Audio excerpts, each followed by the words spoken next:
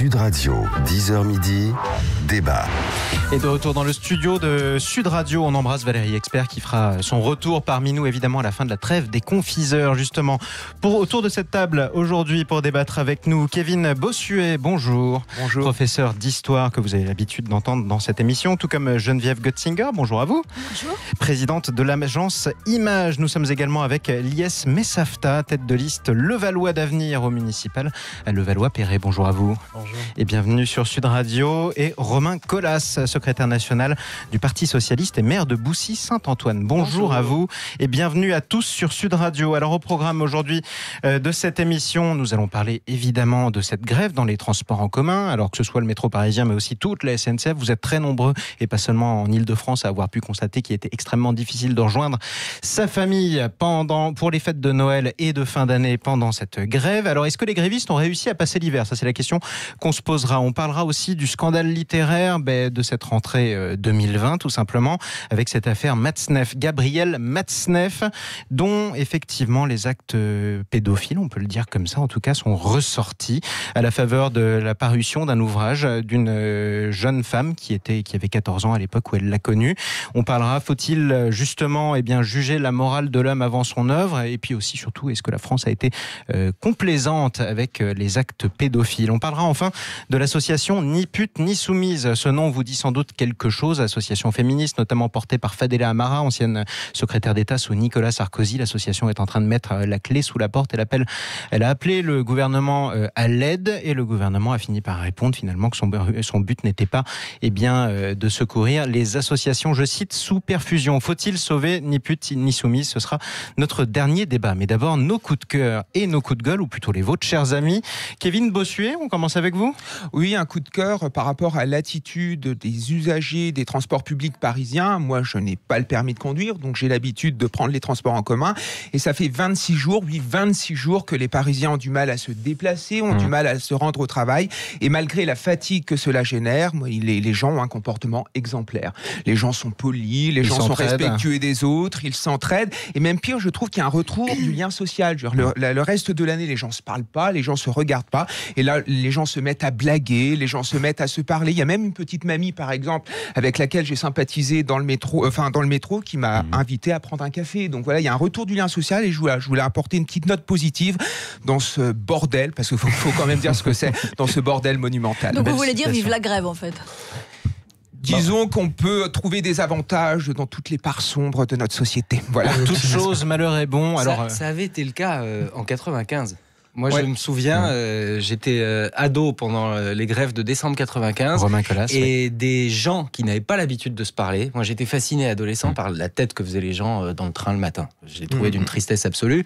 Pendant les grèves de 95, des gens qui n'avaient pas l'habitude de se parler, qui préféraient regarder leur pompe que se dire bonjour, ont fraternisé d'une certaine façon. Et c'est ce qu'on observe régulièrement à chaque fois qu'il y a un grand mouvement social qui bloque comme ça la région Île-de-France, c'est qu'on retrouve un peu de fraternité. Ce qui serait bien, c'est qu'une fois la grève passée, ça dure. Que ça dure, effectivement. Après, on a aussi quelques anecdotes de dérapage. Là, vous parlez, Kevin Bossuet, du civisme des usagers des transports en commun. On pourrait aussi parler du manque de civisme des usagers de la voiture.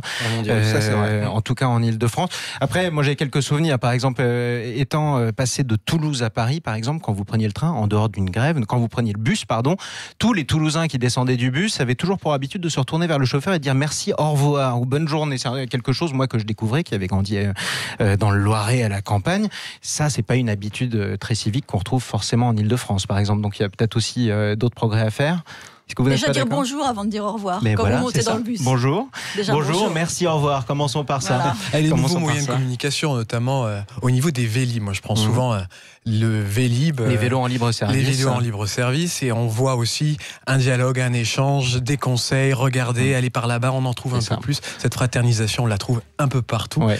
Et ça donne quand même de l'espoir. Et les gens donnent un coup de main aux vieilles dames qui montent dans le bus, exactement. ou alors aux femmes enceintes, ou alors aux enfants. Bon, on a aussi eu d'autres anecdotes, par exemple, une personne qui travaille à Sud Radio qui a été quasiment virée du bus le 24 décembre parce qu'il était avec 3 enfants. Oui, 3 enfants, et il n'y avait pas de place pour tout le monde, et les gens lui ont demandé d'abord de mettre ses enfants sur ses genoux, et ils ont demandé de prendre ses enfants ensuite sur leurs propres genoux, parce que tout le monde ne pouvait pas rentrer. Il a préféré sortir, il a quand même bien fait. Donc vous voyez...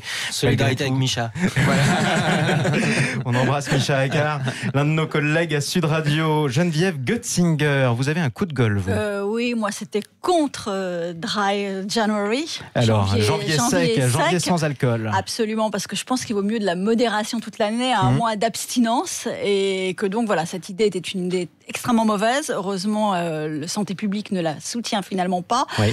Alors, je vois monter ici et là des remarques contre le poids des lobbies qui seraient venus à bout de cette merveilleuse initiative anglo-saxonne. En fait, je pense que la prohibition n'est jamais une bonne chose. La modération est une excellente chose. On peut rappeler d'ailleurs ce qui s'est passé. Il était prévu que la France s'inspire de ce qui se passe en Angleterre avec un mois de janvier sans alcool. Alors évidemment, on n'interdisait pas l'alcool, mais le gouvernement aurait dû, en tout cas Santé publique France et le ministère de la Santé, soutenir cette initiative. Ça a fait quand même, vous disiez, poids des lobbies, Geneviève Götzinger, ça a fait quand même polémique auprès de beaucoup de vignerons et d'organisations de vignerons notamment, ou d'alcooliers. Et en fin de compte, c'est Emmanuel Macron qui a fini par torpiller de sa part. C'est Emmanuel Macron qui décide de tout, de toute façon. Ça, voilà, donc c'est Emmanuel Macron qui a torpillé une initiative du ministère de la Santé qui voulait prôner un mois de janvier sans alcool. Romain Colas, vous allez passer un mois de janvier sans alcool, vous ? Je vais essayer en tout cas de passer un mois de janvier avec modération, comme je l'essaye de le faire toute l'année. Voilà. Cela dit, je trouvais que cette manifestation avait un mérite.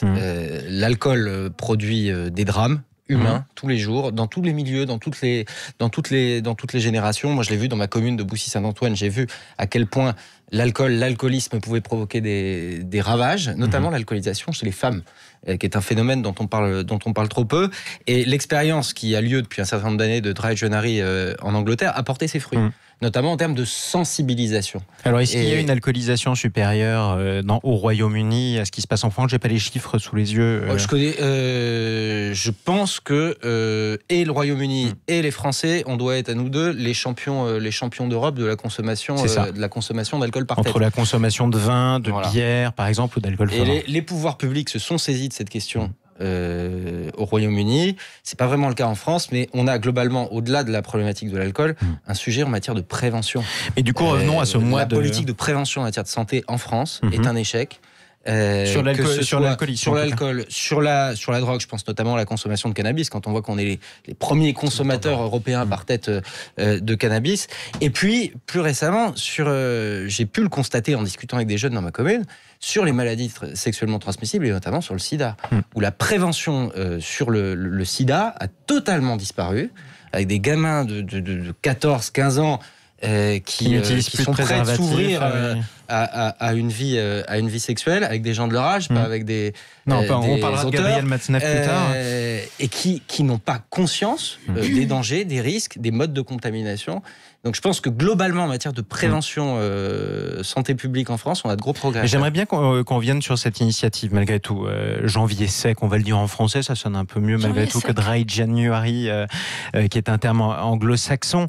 Ce sont des addictologues et des associations, notamment d'addictologues, des gens qui font de la prévention ou qui essayent de soigner et d'aider des personnes alcooliques, qui ont repris cette initiative qui avait été du coup abandonnée par le gouvernement.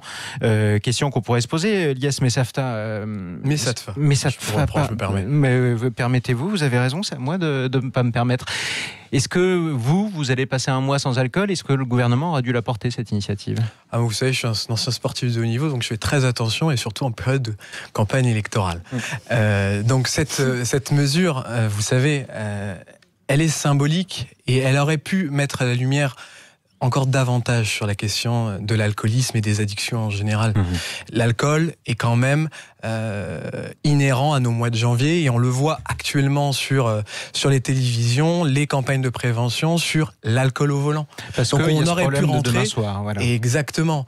Donc quand vous avez un ami qui est alcoolisé le soir du réveillon, gardez-le avec lui, vous le garderez plus longtemps. Et donc toutes ces campagnes de communication, ce sont des moments, je pense au Movember par exemple, sont des moments où justement l'œil et la sensibilisation est accrue et on focalise et on met la lumière sur des problèmes de société. Et je pense que c'est indispensable aussi de le faire et que c'est dommage, même si je partage cette idée de la modération. En termes de modéré toute l'année, communication, bien sûr qu'il vaut mieux être modéré toute l'année, mais en termes de communication, je pense qu'on aurait pu bénéficier, utiliser ce mois sans alcool.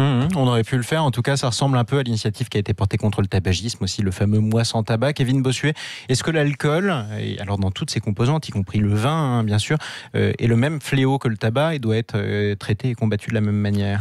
Non, mais le vin, ça fait partie aussi de notre patrimoine. Il y a le patrimoine français qui est derrière. Ça fait partie également de notre économie.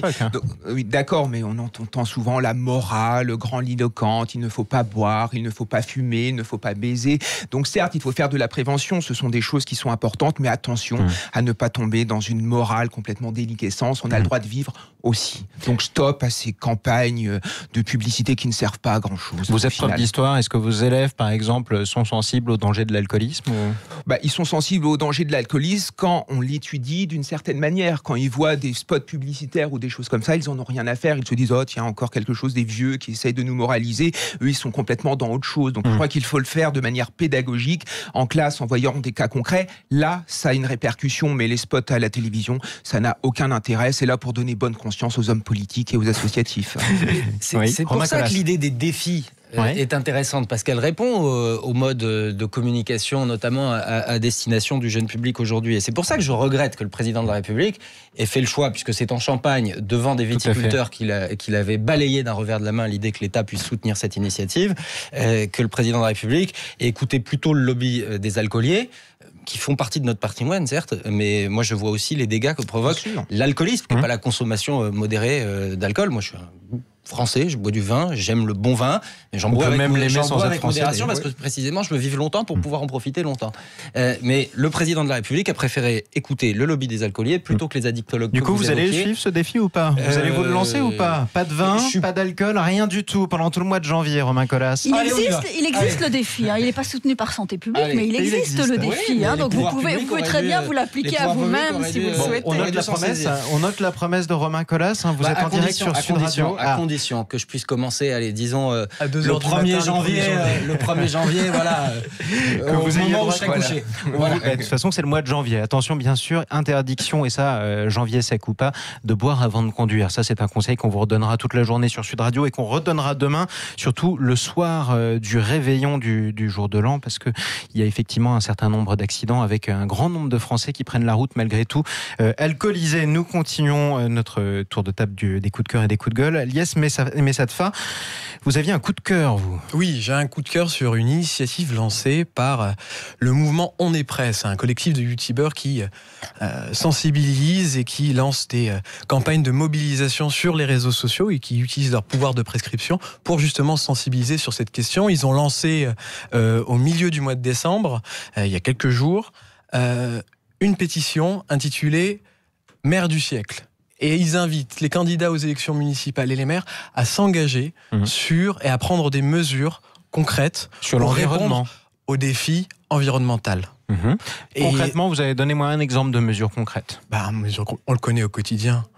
Le défi de notre siècle, c'est aussi le défi environnemental. Oui, non, mais d'accord, vous êtes candidat à Levallois. Nous proposons, dans le cadre de notre projet pour 2020, par exemple, de répondre au défi de l'alimentation saine. On créera une cuisine locale avec 100% des repas faits sur place. Pour la restauration scolaire, j'imagine. Pour la restauration scolaire, à Levallois, vous savez, c'est à peu près 5000 repas. Donc c'est conséquent, c'est par là qu'on commence. Et du coup, vous allez chercher où les produits, les ingrédients que vous allez servir? D'où est-ce qu'ils viendront dans les cantines? Ils viendront à 75% de produits locaux. Pour 75%, ce seront des produits locaux en tissant des partenariats durables avec des villes et des agriculteurs de l'Oise, des Yvelines, de Normandie. Vous savez, les départements tout autour. Dans les départements tout autour, et là, l'enjeu où il est primordial, c'est qu'au-delà de ça, c'est profiter aussi de ce défi environnemental pour réconcilier la ville et l'agriculture, et l'urbain et justement la province.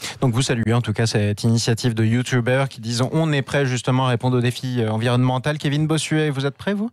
Oui, moi je suis toujours prêt pour lutter pour la préservation de l'environnement, mais on sent bien qu'derrière il y a une part de communication. Enfin, l'environnement municipal, c'est un truc de bobo qui n'intéresse pas grand-chose. Alors ça fera sans doute un carton dans les villes bourgeoises des Hauts-de-Seine ou à Paris, mais je suis pas sûr que dans les quartiers populaires, ça a un impact. Je pense que le problème des gens, c'est l'emploi, c'est l'insécurité. Et la santé n'est pas un problème.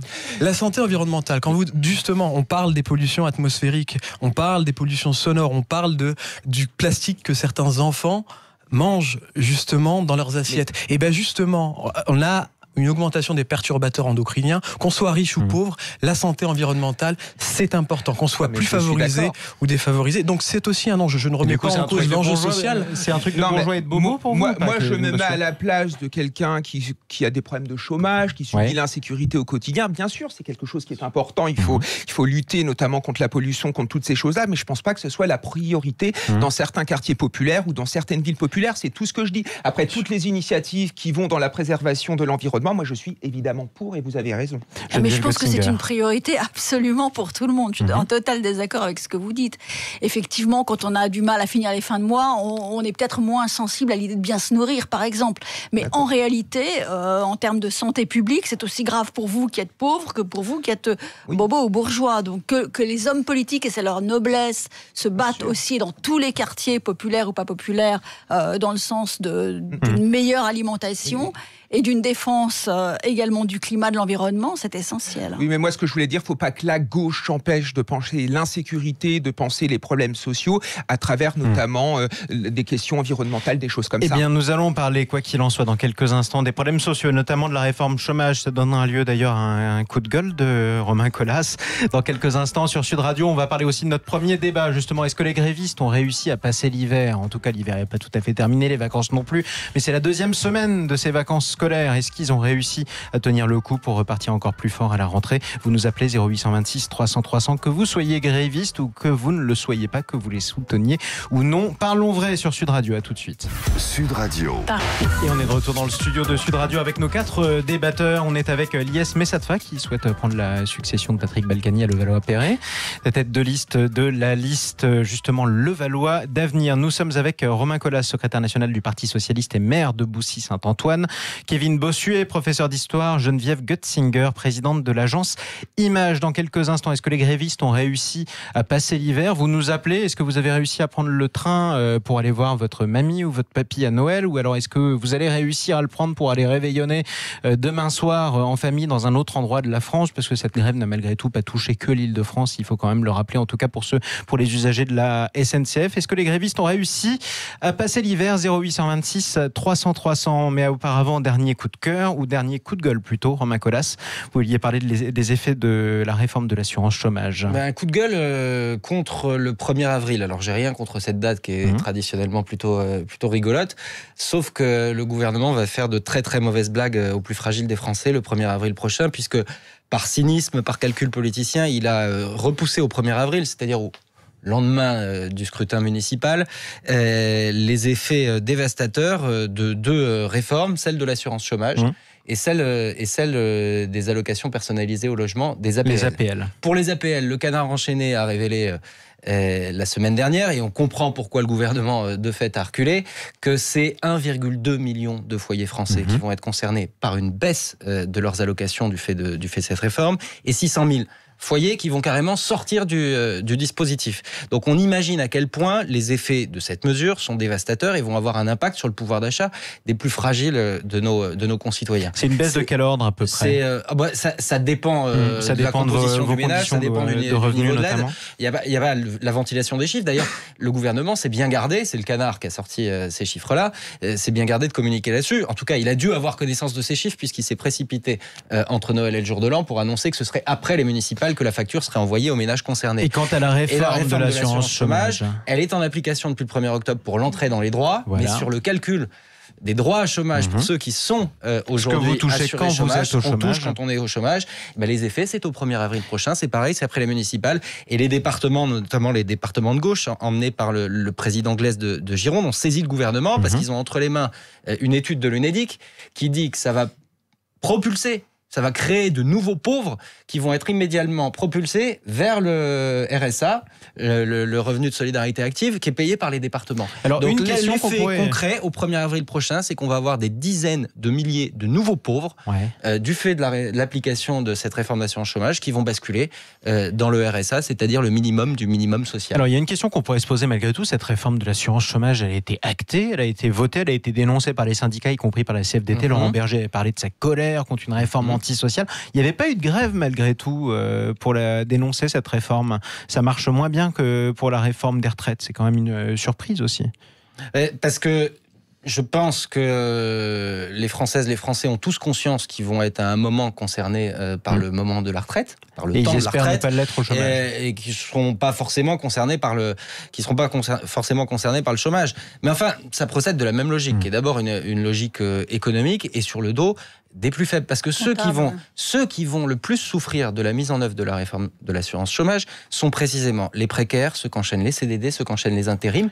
Et ça, c'est pas moi qui le dis, c'est pas le Canard enchaîné, c'est un rapport de l'UNEDIC. Donc c'est encore une fois les plus fragiles des fragiles qui vont être tapés par la politique du gouvernement. Et c'est ça que moi je conteste, avec en plus un cynisme absolu qui consiste à dire on repousse au 1er avril parce que ce serait bien que les gens s'aperçoivent qu'on leur a profondément tapé dessus après les municipales. Et en général, les cadeaux sont donnés avant les élections et les anti-cadeaux sont donnés après. On va dire que ça comme ça. Quand j'aurai retrouvé le mot, je vous préviendrai. Voilà, les punitions. Merci Geneviève Götzinger. Ilyes Messatsfa, cette réforme de l'assurance chômage, au choc ou pas? Pour la question de l'assurance chômage, autant que pour celle des retraites, on ne peut pas voir ces politiques que d'un point de vue budgétaire. Et pour vous, c'est une réforme comptable. Parce qu'elles sont au cœur du pacte social. Moi, quand je reviens sur la réforme des retraites, on en reparlera plus tard, il y avait des vraies intentions, des bonnes intentions, et j'invite même, et on en reparlera ensuite, le président de la République à revenir et renouer avec ses promesses de campagne. Et du coup, à revenir sur cette réforme, je le rappelle, moins bien indemnisé, moins longtemps. C'est censé d'ailleurs pousser, selon une vieille logique, et bien voilà, une vieille logique libérale, c'est censé pousser les gens à recommencer à travailler. Aucune chance pour vous que ça marche, Ilyes Messatsfa? Je pense que vraiment, la logique budgétaire ne peut pas suffire. Allez, parlons de la logique de la grève, du coup. C'est ce qui a occupé beaucoup de Franciliens et beaucoup même de Toulousains, de Marseillais, de Strasbourgeois. Bref, tous les Français qui avaient besoin de prendre le train, en fait, et qui voulaient passer Noël en famille. Certains ont pu y aller, d'autres n'ont pas pu, ont dû faire du covoiturage. Est-ce que les grévistes ont réussi à passer l'hiver? Ça, c'est la question qu'on pourrait se poser, notamment en regardant d'ailleurs les chiffres de la mobilisation ce jour, aujourd'hui et pour demain soir. On pourra compter demain un TGV sur 2, un Transilien sur 4, 3 circulations de TER, les trains express régionaux sur 10, c'est moins d'un tiers quand même. Le métro parisien, ça va un petit peu mieux. Est-ce que les grévistes ont réussi à passer l'hiver, Geneviève Götzinger? Alors l'hiver se finit le 21 mars, donc l'hiver, bon, jusqu'à présent quand même le mouvement se poursuit, la mobilisation reste entière, même si elle est de moindre intensité. L'objectif pour eux, ça va être d'aller jusqu'au débat parlementaire, en fait, c'est-à-dire début février. Donc là, ça ne sera pas tout à fait la fin d'hiver. Ça promet une grève très longue. Je pense que ça va beaucoup dépendre de la parole du président de la République, quand même, demain, qui pour l'instant détricote progressivement sa réforme. Ça devait être un régime général par points. Tout le monde en sort progressivement. Voilà.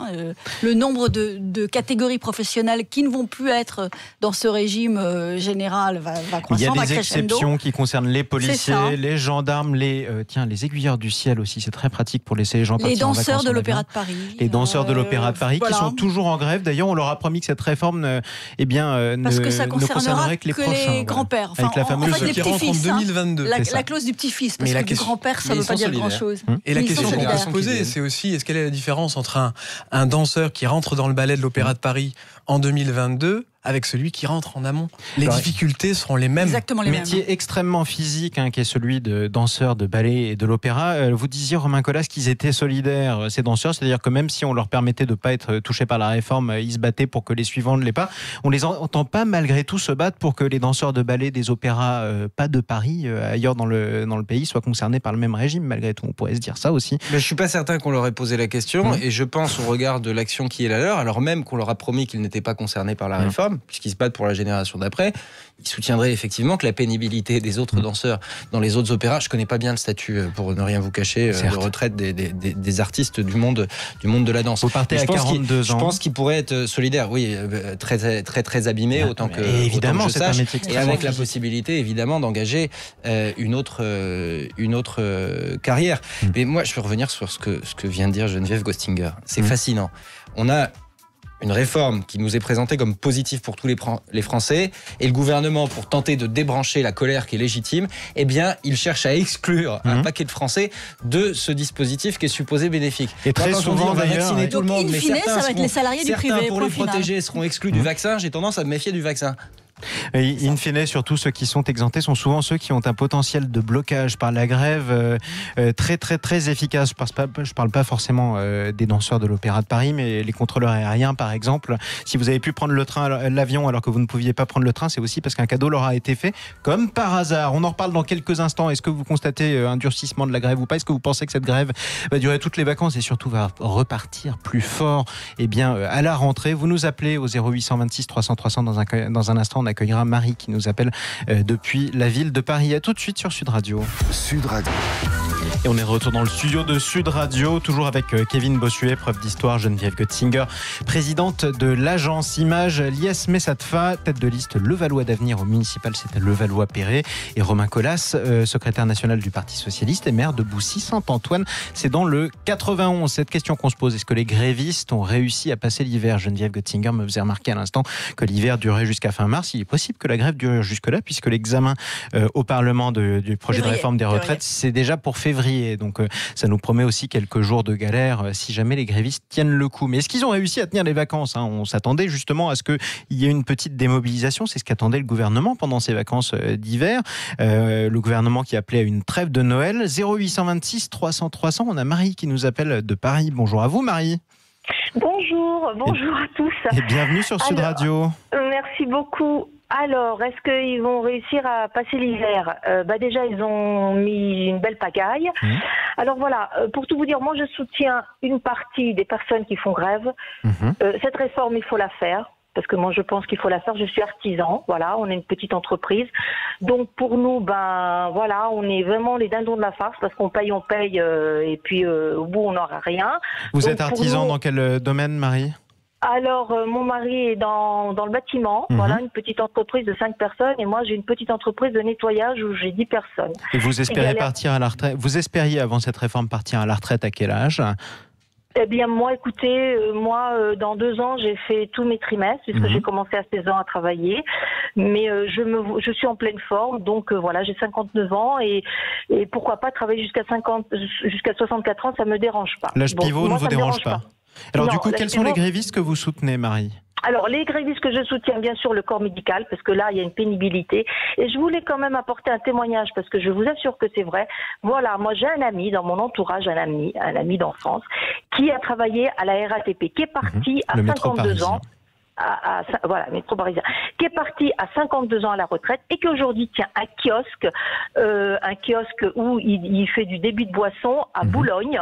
Donc il a un métier plus pénible que ce qu'il avait auparavant et c'est quand même inadmissible que ces gens-là partent. Aujourd'hui à 52 ans, on est dans la fleur de l'âge, voilà. À moins d'avoir des pépins de santé ou là, bien alors sûr. C'était tout l'enjeu d'ailleurs, Marie, parce que si vous regardez les études, je suppose que ça concerne d'ailleurs tous les métros de France. On se focalise beaucoup sur le métro parisien parce que ce régime spécial concerne la RATP, mais la qualité de l'air est absolument épouvantable et largement au niveau de celle du périphérique parisien, ce qui fait que vous êtes moins sûr d'arriver à la retraite en bonne santé. Malgré tout, vous vous dites justement qu'ils sont privilégiés, les terminaux parisiens. Attendez, alors dans ces cas-là, les taxis aussi, dans ces cas-là, vous imaginez dans le bâtiment, vous imaginez un petit gars qui porte du poids. Alors on va tous porter, mais comment on va faire? Mais qui va payer les retraites? Comment on va faire? Déjà nous, artisans, on est en bout de souffle. On peut pas aller au-delà des cotisations qu'on nous met. On peut pas aller au-delà des impôts. Alors comment on fait? Je veux dire, bien sûr que je dis pas que tout est rose avec eux.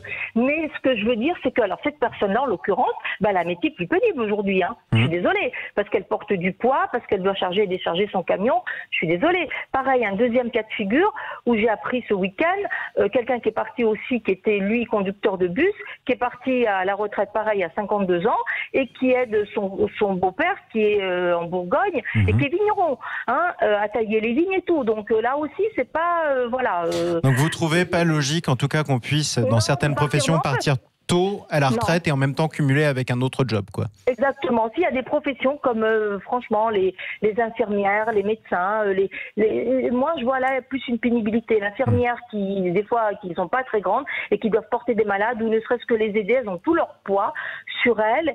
Et voilà, là, pour moi, les pompiers, même les policiers qui sont... les policiers, en tout cas, ont eu gain de cause a priori, en tout cas, et avant les vacances, ça a été peut-être la profession la plus directement écoutée par le gouvernement et par le ministre de l'Intérieur, Christophe Castaner. Merci à vous, Marie, de nous avoir appelé depuis Paris. On vous souhaite un bon réveillon d'abord pour demain soir sur Sud Radio. Et n'oubliez pas, ne prenez surtout pas la voiture si vous avez bu une petite coupe de champagne, même avec modération. Kevin Bossuet, malgré tout, on y est. C'est ce qu'espère aussi le gouvernement, jouer une forme de division. Finalement, qu'on regarde ceux qui sont privilégiés et ceux qui ne le sont pas. Il y en a d'ailleurs des privilégiés. Bien sûr, parce que les régimes spéciaux, c'est l'arbre qui cache la forêt. L'année dernière, il y a eu 870 000 départs à la retraite et il y a eu 9 000 qui concernaient les régimes spéciaux, c'est-à-dire 1%. Donc finalement, ce n'est pas grand-chose. Je veux dire, cette réforme n'est pas bonne. Quand on est capable de mettre les enseignants dans la rue, de mettre les infirmières, de mettre les routiers, de mettre les pompiers, de mettre les avocats, etc., c'est que la réforme n'est pas bonne et c'est que la réforme n'est pas juste. Et j'entends parler du financement, mais c'est pas vrai. Il y a le Conseil d'orientation des retraites, qui dit notamment qu'il n'y a pas de problème de financement ou qu'il interviendra à la fin de l'année 2003. On a le temps de voir venir. Non, c'est une réforme totalement idéologique qui a été faite par Macron pour Macron, parce qu'il a voulu bomber le torse en disant que c'était un grand réformateur. Et on est en train de mettre en France une pagaille monstre pour l'égocentrisme d'un président de la République. Voilà la réalité. Elle figurait dans son programme de campagne. Après, pas celle-là. Oui, pas celle-là. Pas avec la remise en cause de l'âge légal. Alors pas l'âge pivot, mais la réforme universelle. Mais la réforme universelle, oui, et elle est assez logique dans un monde à venir dans lequel progressivement chacun passera d'un univers professionnel à un autre, davantage que c'était le cas dans le passé. C'est malheureusement un rendez-vous manqué, parce que justement cette réforme qui souhaitait être modernisatrice a été justement gâchée par la mise en place de cette réflexion autour de l'âge pivot. Moi, quand j'entends Marie, je pense qu'il y a la traduction de ce que pensent beaucoup les Français. C'est qu'il y a une volonté de réforme, mais que ça se fasse dans la justice, donc dans la prise en compte de la pénibilité, et cette volonté de division des Français. Moi, je ne la ressens pas dans son propos. Et quand j'étais au café ce matin, on discutait, parce que c'est le sujet phare à Levallois aussi, comme dans toute ville de France. Eh bien, ce qu'on entend, c'est une crainte. Une crainte de ne pas toucher une fatigue liée à la grève, bien évidemment, mais une crainte du recul du départ à la retraite et de la baisse des pensions. Et il faut y répondre et retrouver le sens originel de cette réforme, et pour laquelle le président Macron avait la légitimité. Une grève en tout cas qui ne concerne pas que l'Île-de-France. D'ailleurs, on trouve Mohamed qui nous appelle au 0826 300 300 depuis Toulouse. Bonjour Mohamed. Bonjour messieurs. Voilà, j'ai un petit message personnel à faire passer, s'il vous plaît. Je vous en prie, allez-y. Merci, donc je m'adresse au maire de Boussy-Saint-Antoine. Il vous écoute, monsieur Colas. Oui, j'ai bien connu l'ancien maire, ça commence par SA et ça finit par N. Surtout son fils, c'était mon ami. D'accord. Et mon copain. Et vous avez mes coordonnées qui me rappellent, parce que j'essaie de joindre monsieur l'ancien maire ou madame. Surtout, oui, mais écoutez, on essaiera de passer faire le petit téléphone. On essaiera de passer le message, mon cher Mohamed. Revenons sur la réforme. En plus, je viens d'apprendre qu'il était socialiste, parce qu'il vient souvent chez vous, mais j'ai jamais entendu qu'il était socialiste. Donc normalement, il doit avoir ses coordonnées, et qui me le rappelle, il y a mes coordonnées. Et voilà. Très bien, bon, c'est noté en tout cas, Mohamed. Revenons sur la réforme des retraites, ça aussi c'est important. Moi, je pense que ça va durer jusqu'au mois de juin. Juin, vous êtes parti, est-ce qu'ils vont passer l'été, vous, carrément? Mais c'est sûr, parce que normalement, si j'ai bien compris, normalement, le 22 janvier, il y a l'exposition au niveau du gouvernement, et la loi passe au mois de juin. Ça, Non, février, le débat parlementaire. Ça devrait aller. Il y aura sûrement une petite guerre parlementaire, Mohamed, mais globalement ça. Jusqu'au mois de juin, parce qu'après les amendements, il y a tout ça. Une loi, ça risque d'être difficile, effectivement. Mais alors, tiens, une question que j'aimerais vous poser, Mohamed. On entend beaucoup parler de la grève en Île-de-France, ou alors même dans la ville de Paris, puisque le métro est en grève à Paris. C'est pas le cas dans les autres villes. Vous, par exemple, à Toulouse, le secteur Mohamed à Toulouse, le métro toulousain, il circule, il est automatique en plus. Comment vous la ressentez, cette grève, notamment à Toulouse, en Haute-Garonne ? Oui, alors moi j'étais à la manip là, parce que je suis pas allé la semaine dernière, je suis allé la semaine d'avant. Jamais on n'a pu aller au Capitole. Et là, je suis allé samedi, on n'a pu aller au Capitole. Après, j'ai parlé avec un CRS, je dis comment ça se fait qu'on est allé au Capitole, alors ça fait 5-6 mois qu'on n'y avait plus accès. Ils m'ont dit, ouais, c'est le préfet qui décide. Donc on a passé un tour, on est allé au Capitole, on a fait un tour, on est revenu, après on était bloqué. Voilà, on était bloqué. Et en tout cas, vous avez quoi comme services qui sont en grève à Toulouse ? C'était ça ma question en fait, Mohamed. Non, il n'y a rien. Rien. Donc vous la ressentez pas la grève, en tout cas à Toulouse ? Non, sauf si vous prenez le train, quoi. Ouais, mais non, moi je prends pas le train. Voilà, donc vous n'êtes pas touché en tout cas par la grève. Bon, Mohamed, merci de nous avoir appelé au 0826 300 300. Votre petit message personnel au prédécesseur de Romain Colas sera transmis dûment et bien sûrement en 2020 d'ailleurs, en tout cas. Et merci de nous avoir appelé au 0826 300 300. Vous voyez, on en trouve toujours des Français qui la soutiennent, cette grève, ce qui est logique. Ça se ressent d'ailleurs dans les enquêtes d'opinion. On a dépassé la durée des grandes grèves de 1995. C'était 5 semaines, si je ne m'abuse. Est-ce que vous croyez vraiment, ceci dit, que les grévistes ont les moyens, ne serait-ce que financiers, de tenir jusqu'à l'examen en février devant le Parlement ? Oui, parce qu'ils peuvent tenir, je ne sais pas jusqu'à quand, et c'est pas à moi de dire au monde syndical la façon dont il doit s'organiser, mais particulièrement à la SNCF ou à la RATP, les organisations syndicales savent organiser des roulements. D'abord pour pas que les grèves pénalisent trop individuellement chaque salarié. Ensuite, parce qu'il y a des syndicats qui sont organisés avec des caisses de grève pour dédommager, en faisant jouer la solidarité entre les adhérents, celles et ceux qui font vivre le mouvement. Il y a 2 ou 3 autres petites combines un peu suspectes aussi, si on peut en parler aussi, malgré tout. Ça s'est vu dans le métro parisien, cette explosion des arrêts de maladie qu'on a pu constater en même temps d'ailleurs que le début du mouvement de grève, ce qui veut dire qu'on se bat pour des... je trouve malhonnête, moi, pour vous dire les choses très franchement. Et d'autant plus, c'est pas logique. Je soutiens la mobilisation sociale contre cette réforme. Autant le fait de jouer avec les arrêts maladie, de jouer avec l'assurance maladie, je trouve pas ça. On demande à la Sécu, en gros, de financer la grève. Je trouve ça objectivement malhonnête. Enfin voilà. J'assume le fait qu'il y a un conflit social. Je peux même le soutenir, mais pas qu'on transige avec la règle commune et puis qu'on abîme notre socle de valeurs commun. Oui, et puis surtout qu'on utilise la protection sociale. Ça tiendra le temps que ça tiendra, en fonction de ce qu'annoncera le président de la République. Moi, j'attends pas grand-chose de son discours de demain soir. On a déjà dit que c'était un discours d'apaisement. Moi, je pense que ça va être surtout un discours de tentative d'anesthésie du mouvement social. Vous êtes sûr de ça, je suis pas certain que ça fonctionne. Rappelez-vous les vœux d'Emmanuel Macron l'année dernière, en plein mouvement des Gilets jaunes, où on s'attendait à ce qu'il calme tout le monde. Et il y a eu quand même quelques propos extrêmement durs à l'encontre des Gilets jaunes. Oui, alors on nous parle d'apaisement. C'est peut-être un apaisement vis-à-vis de lui-même. C'est peut-être qu'Emmanuel Macron ne va pas céder à sa tentation d'aller dans la provoque et dans la division, comme il le fait malheureusement depuis le début de son quinquennat. Mais ce mouvement tiendra tant que le gouvernement le décidera. C'est-à-dire tant que lui-même ne créera pas les conditions d'une trêve. On l'a évoqué à votre entraîne l'autre jour avec Valérie. Les conditions de la trêve, c'est pas un retrait en race campagne. Je comprends que le gouvernement ne puisse pas accepter de dire je retire totalement et entièrement mon projet. Bien qu'à mon avis, c'est ce qu'il devrait faire. Mais qu'il ouvre un vrai cycle de négociation, qu'il dise je suspends mon projet. Je recommence à négocier comme l'a fait Jean-Paul Delevoye pendant un an. Mais je négocie vraiment, c'est-à-dire pas la Delevoye, pas pendant un an, pendant 2 ans. 2 ans. Delevoye, il a quand même. Il était très occupé ce garçon. Mais il a quand même réussi à conduire des négociations pendant 2 ans qui, au bout du bout, font que la réforme qui est proposée fait l'unanimité contre elle. Mais c'est quoi ? C'est pas de la négociation, c'est de l'enfumage. Mais avec qui négocier en même temps pendant 2 ans ? Si vous négociez avec la CFDT et le patronat, vous aurez sûrement quelques critères et notamment vous pourrez regarder sur quels critères de pénibilité. Vous allez rentrer dans la caricature du fait qu'il y a des syndicats qui refusent la négociation. C'est pas vrai. J'ai pas dit qu'ils refusaient la négociation, mais par exemple, demande la CGT. Il y a des syndicats qui négocient quand même davantage que d'autres, et c'est vrai dans toutes les entreprises. Il y a des syndicats dits réformistes et il y a des syndicats qui ont une vocation plus contestataire. Ça, c'est une réalité. Alors, la CFDT se revendique elle-même réformiste. Vous êtes socialiste, vous négocieriez avec M. Martinez de la CGT, vous négocieriez sur quoi ? Je termine juste, la CGT, elle signe 90% dans les entreprises des accords 80 ou 90%, donc c'est un syndicat qui sait aussi discuter, négocier. Oui, mais chacun est dans son rôle. D'ailleurs, il y a eu, je crois, dans Ouest France, un très bon édito qui disait à quel point il y avait l'équilibre Berger et Martinez qui était utile au débat démocratique sur la réforme. Le bon flic et le méchant flic. Je ne sais pas si c'est bon flic, méchant flic. En l'occurrence, vis-à-vis du gouvernement, ils sont tous les deux méchants flics parce qu'aujourd'hui, ils contestent tous les deux la réforme parce qu'elle fait, encore une fois, l'unanimité du monde syndical contre elle. Mais oui, le Parti socialiste participerait de ces discussions. D'ailleurs, il le fera si le gouvernement maintient contre vents et marées son calendrier. Il le fera au Parlement d'amendements, et si un cycle de discussion devait enfin s'ouvrir, ce qui permettrait qu'effectivement nous ayons une trêve, eh bien il faudra que les forces parlementaires soient associées au débat au même titre que les forces syndicales, et évidemment le Parti socialiste saura y prendre sa part.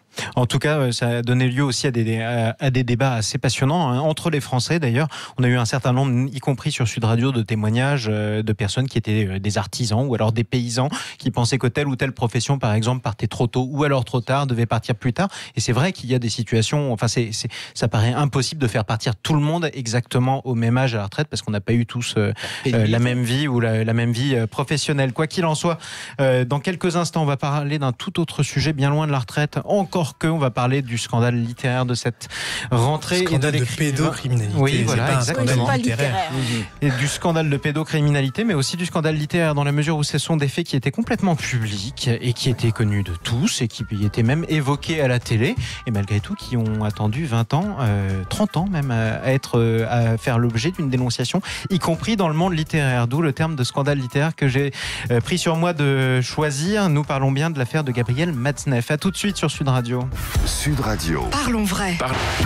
Allez, on est de retour dans le studio de Sud Radio. On continue les débats avec nos 4 débatteurs que vous entendez d'ailleurs. Nous sommes avec Geneviève Göttinger, présidente de l'agence Image, Kevin Bossuet, professeur d'histoire, Lies Messatfa, qui est tête de liste Levallois d'avenir, c'est au municipal à Levallois-Perret, et Romain Colas, maire de Boussy-Saint-Antoine et secrétaire national du Parti socialiste. Alors justement, on débattait entre nous pendant la pause, bien, de la formulation de la question que nous pourrions nous poser. Est-ce qu'on peut parler d'un scandale littéraire ou un scandale de pédocriminalité ? Revenons sur les faits.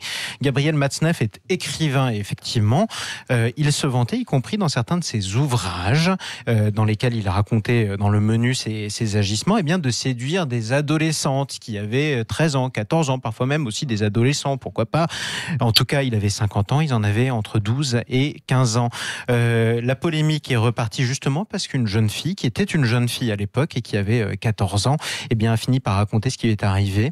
Elle avait 14 ans, il en avait 50, effectivement, ils étaient devenus amants, sauf que voilà, c'est illégal, c'est clairement assimilable à un acte pédophile. Elle présente un livre qui va sortir le 2 janvier et qui s'appelle Le consentement. Oui, elle était consentante, mais en fait, c'était une enfant, tout simplement. Lui était un adulte. On peut parler de pédophilie. Ce qui scandalise aujourd'hui, c'est qu'on peut revoir pas mal de vidéos d'archives, notamment de l'émission de Bernard Pivot, Apostrophe, où on voit une certaine forme de complaisance du milieu littéraire français à l'égard de Gabriel Matzneff, en disant, par exemple, vous collectionnez les minettes. Oui, elles avaient 14 ans, justement. Romain Colas, on a changé de siècle ? Peut-être, puisque je pense que les propos tenus par Matzneff et l'attitude du plateau autour de lui en 1990 ne serait plus possible aujourd'hui. C'est ça. En revanche, là où on n'a pas changé d'époque, c'est que les faits dont s'est rendu coupable Gabriel Matzneff relevaient en 90 de la loi, comme il relève de la loi aujourd'hui. Donc c'est une affaire de pédocriminalité. Et j'invite toutes celles et tous ceux qui font preuve à l'égard de ce monsieur, au motif qu'il a ou qu'il aurait un talent littéraire, d'une certaine mansuétude, à se poser la question de savoir quelle serait leur réaction si leur fils ou leur fille, âgé de 10, 11, 12 ans, avait été la victime d'un tel. Alors ça, c'est la question qu'on pourrait tous se poser. Voilà. D'ailleurs, c'est la question qu'on se pose tous, en fait. C'est Si ça aussi arrivait bête que à ma fille, comment réagirait? L'autre question que j'aimerais qu'on pose, tout le monde tombe à raccourci, et c'est logique d'ailleurs, sur Bernard Pivot, qui faisait preuve d'une certaine, disons, complaisance à l'égard de Matzneff, qui racontait lui ses agissements. Bernard Pivot disait, je le rappelais, bon, vous êtes un collectionneur de minettes, oui, sauf que c'était des actes pédophiles. Malgré tout, on parle de faits qui étaient, vous le disiez, Romain Colas, punissables par la loi, qui étaient avoués et même glorifiés à la télé. On n'a jamais vu d'action légale. Eh ben, il ne s'agissait pas d'abord, moi j'insiste, il ne s'agissait pas de littérature ou de faits romancés, il s'agissait d'une réalité, des faits. D'accord, et je reviens sur ce que dit Romain Colas, c'est pas une question d'époque. En 1990, c'était dans le code pénal, et s'agissant du consentement, la loi n'est pas là pour faire de la morale, elle doit protéger les plus vulnérables. Mais la loi, elle existait à l'époque, elle n'a pas été utilisée. C'est la vraie question, elle est là. C'est pourquoi la justice, qui en a la capacité, s'est pas saisie de ces sujets-là, à l'époque, pour justement en revenir. Moi, je me souviens d'une affaire en 2011 d'une professeure dans le Puy-en-Velay qui avait 40 ans et qui était sortie et a eu des relations sexuelles avec un enfant de 14 ans à l'époque. Eh ben, excusez-moi, la justice s'est saisie des faits. Je ne sais pas les suites qui ont été données à cette affaire. Et la justice se saisit des faits d'ailleurs à chaque fois que ça arrive. Une prof de 40 ans avec un enfant de 15 ans, mais c'est quand même extraordinaire. La justice s'en est saisie. Pourquoi elle ne s'en est pas saisie avec Matzneff? C'est assez curieux. En tout cas, le parquet aurait pu saisir tout seul, même s'il n'y avait pas de plainte, puisqu'effectivement, ces jeunes filles étaient, bon, en tout cas, elles, à l'époque, dans leur tête, en tout cas, ou dans leur esprit de jeunes filles de 14 ans, a priori consentantes. C'est ce que raconte d'ailleurs l'une des anciennes. Mais vous victimes. n'êtes pas consentante quand vous êtes. C'est exactement, c'est pour ça que j'ai dit dans leur tête. Quand vous êtes une petite fille, vous n'êtes pas consentante. Pourquoi tout le monde était consentante? Il y a cette était espèce d'aura autour d'un homme plus âgé qui, effectivement, est dans une certaine gloire littéraire, mais vous n'êtes pas réellement consentante. C'est une certaine logique à ça. Alors moi, Geneviève Götzinger, la question que j'aimerais vous poser globalement, c'est personne ne découvre les agissements de Gabriel Matzneff. Vous alliez sur, ne serait-ce que sa fiche Wikipédia par exemple, sur les polémiques qui l'entouraient. C'était connu de notoriété publique, on en parlait à la télé. Pourquoi finalement n'a-t-il jamais été condamné, moralement condamné, ne serait-ce que moralement condamné en France? Pourquoi on l'a redécouvert là, à la faveur de la parution d'un livre? Par certains. Maintenant, vous aviez une époque autour de laquelle... C'est toute l'époque de la permissivité. Il est interdit d'interdire. Oui, mais c'était les années 90, on n'est pas non plus en 68. On est quand même dans la foulée de ces années-là. Ouais. Vous relisez ce qui était publié à l'époque dans les pages littéraires du Monde, à la une de Libération. Vous aviez toute une logique d'extrême permissivité et qui allait jusqu'aux enfants. Vous aviez quand même des gens, des psychologues, qui vous expliquaient que c'était très très bien de favoriser l'éducation sexuelle des petits-enfants. Donc clairement, on a changé d'époque. Heureusement, on a changé d'époque. Moi, ce qui me fascine aujourd'hui, c'est que quand même, ça ne soit pas une évidence pour tout le monde. Je me suis baladée sur Twitter ce week-end. Quand même, certains continuaient à justifier, justement au nom de l'époque et des regards différents qu'on porte à différentes époques sur des faits, continuer à justifier que Gabriel Matzneff, à l'époque, ait bénéficié de cette espèce d'impunité autour d'agissements qui sont des agissements effectivement criminels. Et de la glorification littéraire de cette impunité, Kevin Bossuet. Glorification littéraire, alors pardon, c'est quand même pas non plus, c'est pas Céline. Voilà. J'ai vu aussi des rapprochements avec Céline. Céline a apporté quelque chose à la littérature, malgré tout ce qu'il a fait par ailleurs. Gabriel Matzneff, pas vraiment. Voilà. Et il n'y a pas de romantisme à la pédocriminalité. Un enfant de 13 ans en 90, en 1950 ou en 2020 ou en 2040, ça reste un enfant. Et la loi est là pour les protéger. Tout à fait. Kevin Bossuet. C'est pour ça que quand Bernard Pivot nous dit qu'à l'époque, la littérature était supérieure à la morale, on n'est pas dans la morale ici. On est tout simplement dans des crimes, sexuels. Donc il ne faut pas tout qui sont condamnables aujourd'hui et qui étaient par la loi condamnables d'ailleurs à l'époque. Il faut quand même le rappeler, la loi n'a pas changé entre-temps. Bien sûr, mais Matzneff a sans doute bénéficié de relations. Et puis à l'époque, c'était fascinant d'être dans le subversif parce qu'on était encore dans l'idéologie 68arde. Et voilà ce qui explique cela. Et aujourd'hui, il y a les réseaux sociaux surtout. On peut dénoncer les choses et aujourd'hui ça ne fonctionne plus. Souvenons-nous de Luc Ferry, il y a quelques années, qui avait dénoncé sur le plateau de Canal+, notamment un ministre qui aurait eu des relations sexuelles avec des petits-enfants. On lui est tombé dessus. Donc ça, c'est ce retour d'une forme de morale, finalement, elle est très très très récente. Et moi, ce qui m'intéresse, c'est, j'ai l'impression qu'on est dans une révolution anti-68arde, où ça vient de la jeunesse qui en a marre notamment de ces vieux débris qui nous ont vendu suspendu, il est interdit d'interdire, tout, etc., etc. Et à travers cette affaire-là, moi, c'est ce qui me rend heureux. Un retour d'une forme de morale, de structuration psychique, de structuration de l'esprit. Nous, en tout cas, un retour d'une certaine morale. 0826 300 300. Frédéric, vous nous appelez d'Arcachon, bonjour. Bonjour à tous et merci de me prendre à l'antenne. Vous êtes toujours le bienvenu, on sera assez rapide parce qu'on arrive au terme de l'émission, mais on ne voulait pas rater votre intervention. Merci beaucoup. Je voulais vous dire, ce monsieur, il y a deux choses. Il y a ses écrits qui sont une chose. Les écrits sont les écrits. On les lit, suivant votre sensibilité, votre ressenti, vous en prenez ce que vous voulez. Vous savez, ça c'est un peu comme une page de Charlie Hebdo. On ne peut pas condamner, on garde. Par contre, il y a l'aspect de ce monsieur. Alors je dirais, il y a des écrits qui sont de monsieur M, et il y a le personnage. Il y a monsieur Matzneff, qui lui était quand même quelque part un criminel. Alors il ne faudrait pas que sa notoriété d'écrivain vienne gommer sa responsabilité pénale, si vous voulez ça. Alors, si on est en tout cas sur les faits actuels, parlons de responsabilité pénale, les faits remontent à avant 1990, en tout cas ceux qui sont racontés dans le livre qui va sortir, qui s'appelle Le Consentement. Et donc, du coup, ils sont prescrits. Ça, c'est bien sûr, mais ça, je pensais que normalement la loi devait un petit peu évoluer là-dessus, sur la prescription des crimes sexuels, mais enfin bon. Mais vous savez, on tombe aussi dans cette mouvance, parce que derrière, on a aussi des Polanski, les Cohn-Bendit, un ancien ministre de la Culture. On est dans cette mouvance de ces gens, entre guillemets. Je trouve ça assez malsain. Les écrits sont les écrits. Les écrits, on ne peut pas les condamner. Vous interdirez jamais ces bouquins, mais vous condamnez moralement, en tout cas, l'homme qui les a écrits.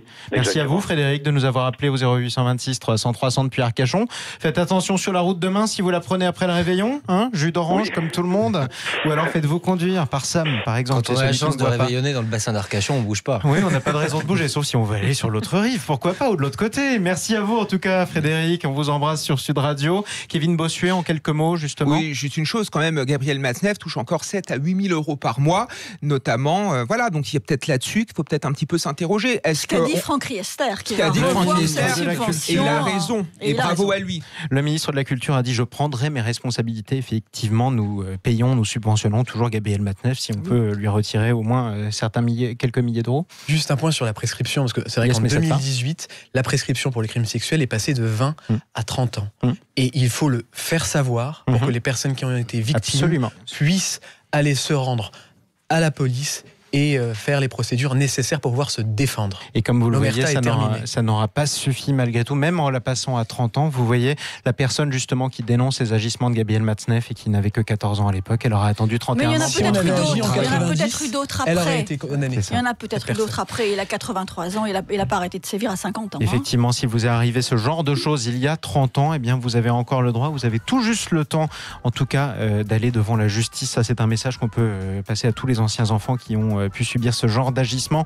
Merci à tous les quatre. Kevin Bossuet, professeur d'histoire, Geneviève Götzinger, présidente de l'agence Image Lies Messatfa, tête de liste Levallois d'Avenir au municipal à Levallois-Perret, et Romain Colas, secrétaire national du Parti Socialiste et maire de Boussy-Saint-Antoine dans le 91. Merci à tous les quatre. Bon réveil à vous demain soir. Faites attention, jus d'orange aussi, ou alors champagne, mais champagne à pied, jus d'orange en voiture. Ah non, il y a un pari de ce côté-là. Ah oui, j'ai annoncé que je ne commencerai que très tôt le 1er janvier au matin. À 0h01, vous attaquez le mois de janvier sec. On verra avec Valérie Expert qui reviendra dans une semaine.